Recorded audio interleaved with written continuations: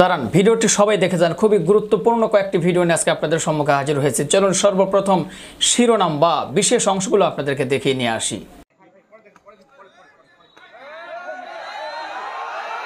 আপনি আমাকে কেন বললেন যে আমার ল্যাবেসটা ভালো না? আপনি আমাকে বেয়াদব বললেন কেন? এটা জবাবটা আপনাকে এখানে দিয়ে যাইতে হবে। ওবায়দুল কাদেরকে চিকিৎসা করানো দরকার। আজকে তাকে সেই পাবনায় পাঠানো উচিত। আজকে তিনি মানসিক ভারসাম্যহীন হয়ে পড়েছে। এই উৎসবের মধ্যে দিয়ে পাকিস্তানি যে হানাদার বাহিনী বা যারা ছিল রাজাকার তাদেরকে আমরা প্রতিরোধ করেছি। তো মঙ্গল শোভাযাত্রা যারা বলছে তারা তো কেউ ধর্মে বিশ্বাস করে না। এদের বেশিরভাগই যারা এগুলো নিয়ে খুব নাচানাচি করে, এগুলোকে বাংলাদেশের কালচার হিসেবে প্রতিষ্ঠিত করতে চায়, তারা কিন্তু বেশিরভাগই ধর্ম বিশ্বাস করে না। তাদের জীবনে ৭৫ 15 আগস্টের অভিশাপ এবং ৩রা নভেম্বরের অভিশাপ, এই অভিশাপ একেবারে ঘূর্ণিঝড়ের মতো সারাটা জীবন তাদেরকে আবর্তিত করতে থাকবে, তাদেরকে পেঁচিয়ে রাখবে, সাপ যেভাবে পেঁচিয়ে রাখে। প্রিয় দর্শক শ্রোতা, আজকের ভিডিওর বিশেষ অংশগুলো আপনারা দেখলেন। বিশেষ অংশ দেখেই তো অলরেডি বুঝতে পেরেছেন আজকের ভিডিওটি কতটুকু গুরুত্বপূর্ণ হতে চলেছে।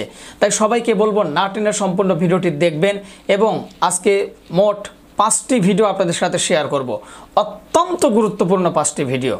তো অবশ্যই ভিডিওটি প্রচুর পরিমাণে আপনারা শেয়ার করে দেবেন, আর আমাদের চ্যানেলে নতুন হলে অবশ্যই সাবস্ক্রাইব করবেন। চলুন কথা না বাড়াই এক এক করে ভিডিওগুলো দেখে নিয়ে আসি। সর্বপ্রথম চলুন একটি ওয়াজ মাহফিলের ভিডিও দেখে নিয়ে আসি, যেখানে আল্লামা মামুনুল হক সাহেবকে নিয়ে আলোচনা করতে গিয়ে পাশে বসেছিল মাহফিল কমিটি বা সভাপতি। সে বলে আল্লামা মামুনুল হক লুচ্চা। এই কথা বলতেই যখন একজন পাবলিক বা শ্রোতা একটু বলে ওঠে কি বলে, সাথে সাথে দেখেন কি ঘটনা ঘটে, তাকে কলার ধরে সেখানেই অপমান করে সেই আবু জেহেলের ঝাড়গোষ্ঠীর একজন বেঁচে আছে হয়তো। চলুন ভিডিওটি দেখে আসি।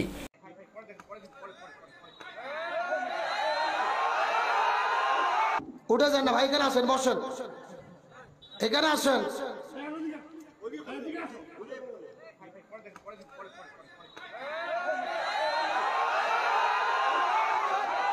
বসেন বসেন বসেন, উত্তেজিত হয় না, বসেন, যে যেখানে আছেন বসেন। আল্লামা মামুনুল হকের কথা কোরআনে থাকা লাগবে কেন? রসুলের কথা ছাড়া আলেম ওলামা গুণ নবী গুণের ওয়ারিস, আল ওলামাউ ওয়ারাসাতুল আম্বিয়া। আমার কথা শুনুন। জি উনি একজন লুচ্চা। জি হ্যাঁ, ওনার কথা এখানে আল্লামা মামুনুল হক লুচ্চা না, এটা প্রমাণিত হয় নাই। উঠে যান না ভাই, এখানে আসেন, বসেন, এখানে আসেন।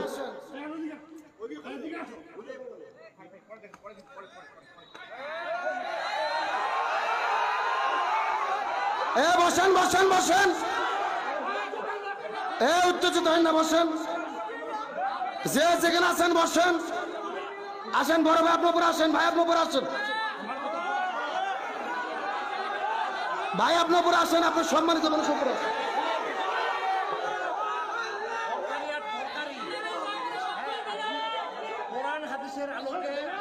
আপনি এখানে আসেন, এই লোকগুলো বসে, আপনি এখানে আসেন, যে যেখানে আছেন বসে পড়েন, 5 সেকেন্ডের মধ্যে বসে পড়েন।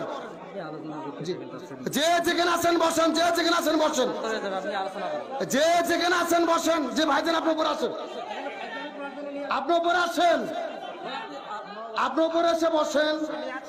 আপনার যেই প্রশ্ন উত্তর পাবেন, আসেন। আমরা যতগুলো কথা বলছি কোরআন হাদিসের বাইরে কোনো কথা বলি নাই। আমি কি কোরআন হাদিসের দলিল ছাড়া কোনো কথা বলছি? কথা বলেন, বলছি। এখন বসেন, যে যেখানে আছেন বসে পড়েন, উত্তেজিত হবেন না, বসে পড়েন, যে যেখানে আছেন বসে পড়েন।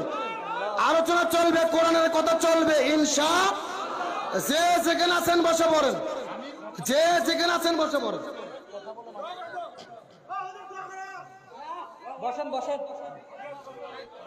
আসেন বসেন, যে যে বসেন, আলোচনা চলবে, উত্তেজিত হবেন না, বসে পড়েন।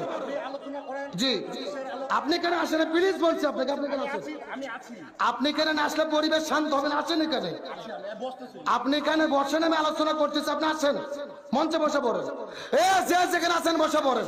চিৎকার করে বলেন, আপনারা কোরআনকে ভালোবাসেন না? কোরআনকে ভালোবাসেন না? রসুলকে ভালোবাসেন না? আমি এই কোরআনের দোয়াই দিয়ে আপনাদেরকে বলতেছি, সত্যি যদি ভালোবেসে থাকেন 2 সেকেন্ডের মধ্যে বসে পড়েন। জি যে যেখানে আছেন বসে পড়েন, যে যেখানে আছেন বসে পড়েন, যে যেখানে আছেন। প্রিয় দর্শক শ্রোতা, এই তো অবস্থা বর্তমান সমাজে বা বর্তমান পরিস্থিতি। তাদের কত বড় পাওয়ার দেখেন। ওয়াজ মাহফিলে হাজার হাজার দর্শকের ভিতরে একজন দর্শককে ধরে এভাবে অপমান অপদস্থ করা, তাকে মার দেওয়া, এটা কিভাবে আসলে করলো ভাই, আমি বুঝে আসে না। এখন সমাজের ভিতরে সত্য কথা বলতে যাবেন, বাস্তব কথা বলতে গেলে ওয়াজ মাহফিলে বাধা, বক্তার উপরে আক্রমণ। এতদিন দেখেছি, কিন্তু এই প্রথম দেখলাম বক্তা নয় ভাই, শ্রোতার উপরে আক্রমণ করলো। কত বড় কলিজা, কত বড় সাহস। প্রিয় দর্শক, এর ব্যাপারে কিছু বলার থাকলে বলে যাবেন। তো আমার তো মনে হয় ভাই, আবু জেহেলের ঝাড় গোষ্ঠী এখনও তো পৃথিবীতে কিছু না কিছু বেঁচে আছে। হয়তো সেই সৌদি থেকে আবু জেহেলের ঝাড় গোষ্ঠী পৌঁছাইতে পৌঁছাইতে বাংলার জমিনে হয়তো তার কোনো একটা বিন্দু পরিমাণ হয়তো বাংলাদেশে এসেছে, তা না হলে তেমন হতো না। তো যাই হোক প্রিয় দর্শক, আপনাদের মতামত জানাবেন। দ্বিতীয় নম্বর ভিডিও ফুটেছে আপনাদের সাথে যেটি শেয়ার করব, সেটি হলো প্রিয় দর্শক, একটি ভিডিও সোশ্যাল মিডিয়া ভাইরাল হয়েছে, যেটা হয়তো আপনারা অনেকে দেখেছেন। একজন মেয়ে রাস্তা দিয়ে খোলামেলা পোশাক পরে যাচ্ছিল, হঠাৎ একজন মুরব্বী তাকে বলে ওঠে যে এ কোন ধরনের পোশাক, বাজে পোশাক। তারপরে দেখেন কি ঘটনা ঘটে, চলুন দেখে আসি। আমি যে কাপড়টা পিনছি কি হয়েছে না, আপনার ভালো লাগা না লাগা সেটি তো আমার বিষয় নয়, সেটি আমার। আপনি কথা বলবেন না, আপনি এখানে দাঁড়ান। হ্যাঁ, ভিডিও করছি। আপনি আপনি আমাকে ধরবেন না, আপনি দূরে থাকেন। আপা, উনি বলেছে আমার লেবাসটা ভালো না। উনি লেবাসের কি দেখলেন? আমার লেবাসটা সারা দুনিয়ার মানুষের জানে। আপনি আমাকে কেন বললেন যে আমার লেবাসটা ভালো না? আপনি আমাকে বেয়াদব বললেন কেন? এটা জবাবটা আপনাকে এখানে দিয়ে যাইতে হবে। এটা জবাবটা আপনার এখানে দিয়ে যাইতে হবে। কেন আপনি আমাকে বেয়াদব বললেন? কেন আপনার পোশাক নিয়ে আমাকে কথা বললেন? আপনি আমার পোশাক নিয়ে কেন কথা বলেন? সেই অধিকার আপনি এখান থেকে যেতে পারবেন না। আপনি এখান থেকে যেতে পারবেন না। আপনাকে আমি যেতে। আমি সাবিনা ইয়াসমিন মাধবী, একজন উদ্যোক্তা। প্রতিদিনকার মতোই বাসা থেকে শোরুমের দিকে যাচ্ছিলাম। আমি হেঁটে যাচ্ছি, আমার পাশ দিয়ে একজন বয়স্ক লোক, যার বয়স 60 থেকে 65 বছর হবে, তিনি সাইকেল চালিয়ে যাচ্ছিলেন।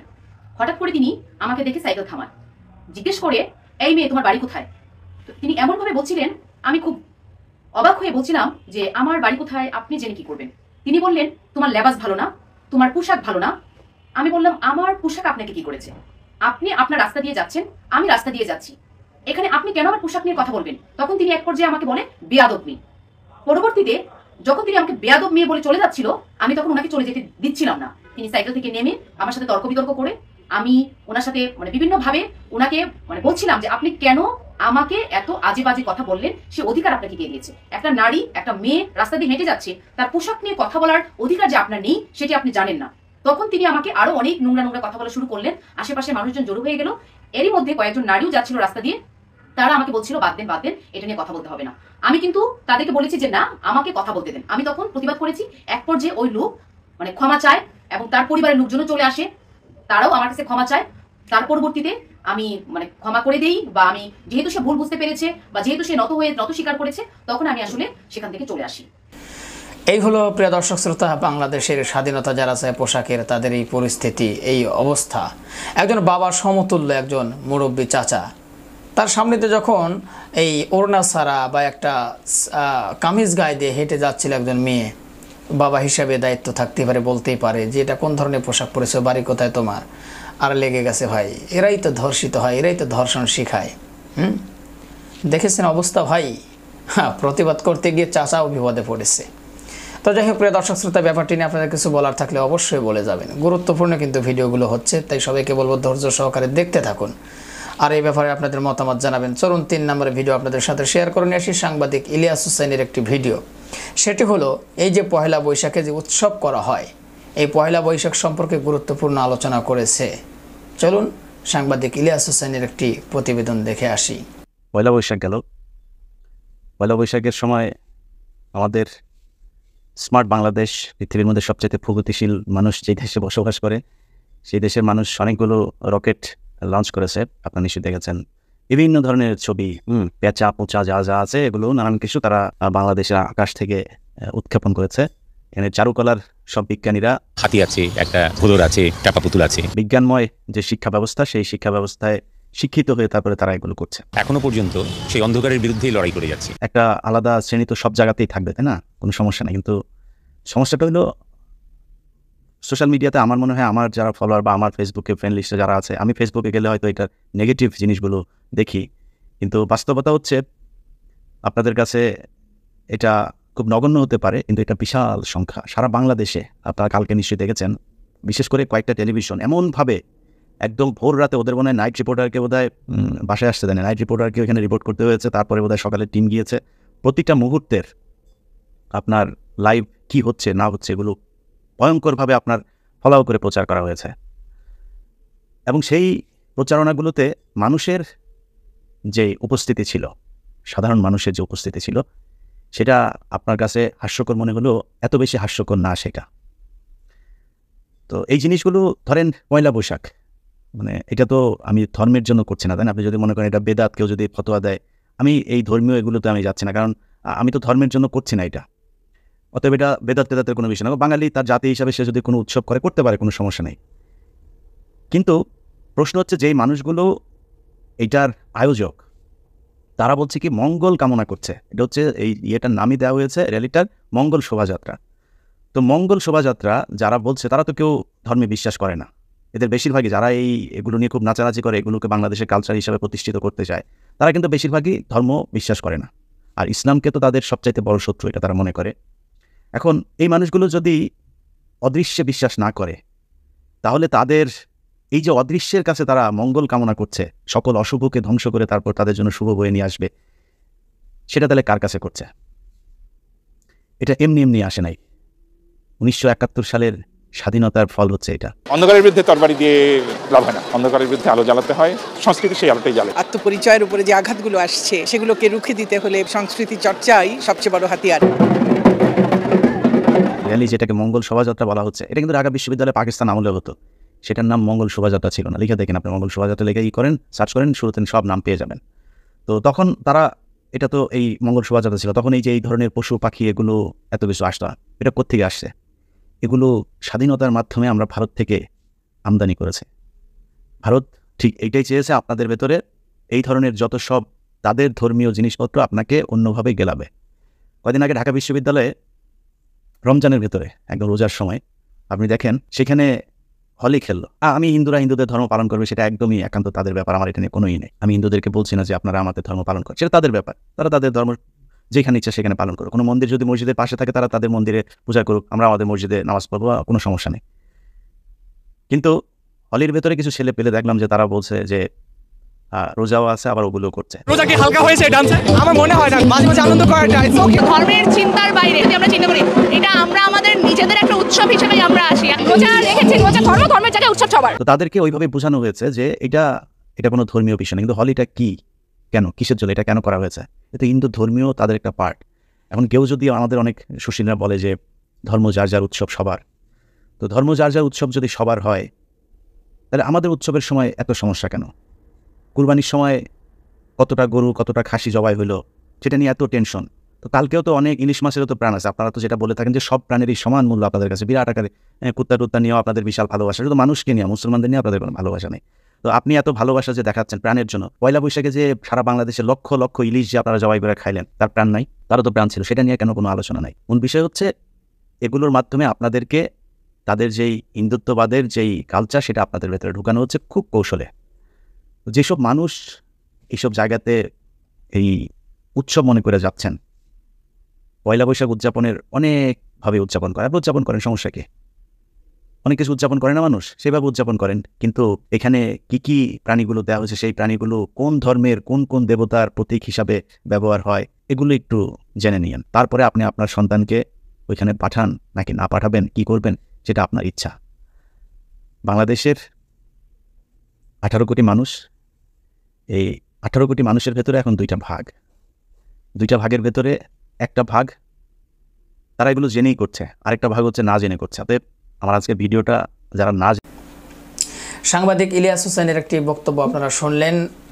অবশ্যই আপনাদের মূল্যবান মতামত জানাতে ভুলবেন না। ইসলামে কিন্তু আছে পয়লা বৈশাখে যে সমস্ত কাজগুলো করা হয়, মূর্তির ছবিটা নিয়ে, মূর্তির ছবি বানিয়ে, এগুলো হিন্দুদের জিনিস, কালচার, বা আমাদের মুসলমানদেরকে চাপিয়ে দেওয়া হয়েছে, বা সেগুলো আমরা মুসলমানরাও করে থাকে। এটা ইসলাম শরীয়ত কোনো সময় সাপোর্ট করে না। যাই হোক প্রিয় দর্শক, ব্যাপারটি নিয়ে আলোচনা করেছেন সাংবাদিক ইলিয়াস হোসেন, আপনারা শুনেছেন, আপনাদের মতামত জানাবেন। 3 নম্বরে আপনাদের সাথে যে ভিডিওটি শেয়ার করব সেটি হলো রাজনৈতিক বিষয়ে, যে ওবায়দুল কাদেরকে পাবনা পাগলাগারতে পাঠাতে হবে। একজন নেতাকর্মী কথাটি বললেন। আসলে কেন এই কথাটি বললেন, চলুন তার মুখ থেকে শুনে আসি। ওবায়দুল কাদেরকে চিকিৎসা করানো দরকার, আজকে তাকে সেই পাবনায় পাঠানো উচিত। আজকে তিনি মানসিক ভারসাম্যহীন হয়ে পড়েছে। এই সমস্ত পাগল দিয়ে বাংলাদেশ চলে না। আমি ওবায়দুল কাদেরকে বেশি কিছু বলবো না, আমি বলবো যে আপনার ভাই কাদের মির্জা তিনি বলে দিয়েছেন যে আপনার বাবা রাজাকার ছিল, একজন রাজাকারের সন্তান হিসেবে আপনি কিভাবে মুক্তিযুদ্ধকে আপনি বিশ্বাস করেন না? যারা জিয়াউর রহমানের স্বাধীনতার ঘোষণাকে অস্বীকার করে, যারা জিয়াউর রহমান কোন সেক্টরে যুদ্ধ করেছে খুঁজে পায় না, তারা একমাত্র রাজাকারের সন্তান ছাড়া অন্য কেউ হতে পারে না। আজকে আওয়ামী লীগের মন্ত্রী পরিষদে যারা আছে সবাই চোর ডাকাতে ভরা। একজন আদম ব্যবসায়ী তিনি আজকে সেই বিদেশে কারাগারে আছে, যিনি শেখ হাসিনার এমপি ছিলেন। আমরা মিছিল নিয়ে চলে আসলাম সেই হাইকোর্টের সামনে, এবং ভিতরে ঢুকতে দিবে না। তিনি ভিতরে ঢুকছেন, রেজিস্ট্রারের ওখানে গিয়েছেন, তিনি যা করবেন এটা করেই ছেড়েছেন। যার কারণে জাফরুল্লাহ চৌধুরীর মতো তাকে যদি আমরা তার রাজনৈতিক জায়গাগুলো নিয়ে কথা বলি, তিনি একজন বাংলাদেশের খ্যাতনামা রাজনীতিবিদ। যদি তার দানশীলতায় আমি মনে করি তার মতো একজন দানবীর আমাদের সমাজে খুঁজে পাওয়া খুবই কঠিন হবে। কারণ আমরা যারা এমপি নির্বাচন করতে চাই তারা নির্বাচনী এলাকাতে শুধুমাত্র ভোটের জন্য চিন্তা করি, আমরা কেউ নিজের একটা গণ্ডির ভিতরে চিন্তা করি। এই জাফরুল্লাহ চৌধুরী কখনো এমপি নির্বাচন কোন দলের চেয়ারম্যান হওয়ার কোন খায়েশ ছিল না। তিনি যা করেছেন মানবতার জন্য করেছেন। তার প্রতিষ্ঠিত হাসপাতাল সমাজ ভিত্তিক একটা হাসপাতাল। আপনারা জানেন যে একজন ধনী মানুষ যেই চিকিৎসা পায়, একজন একবারে সর্বহারা মানুষ তিনিও কিন্তু বিনামূল্যে একেবারে সমান একটা চিকিৎসা তারা পায়। এরপরে তিনি অনেক বিশ্ববিদ্যালয় করেছেন, স্কুল করেছেন, মাদ্রাসা করেছেন। করোনার সময় কিট নিয়ে তার সাথে যেই রাষ্ট্রযন্ত্র যেই ব্যবহার করেছে এটা অমার্জনীয়।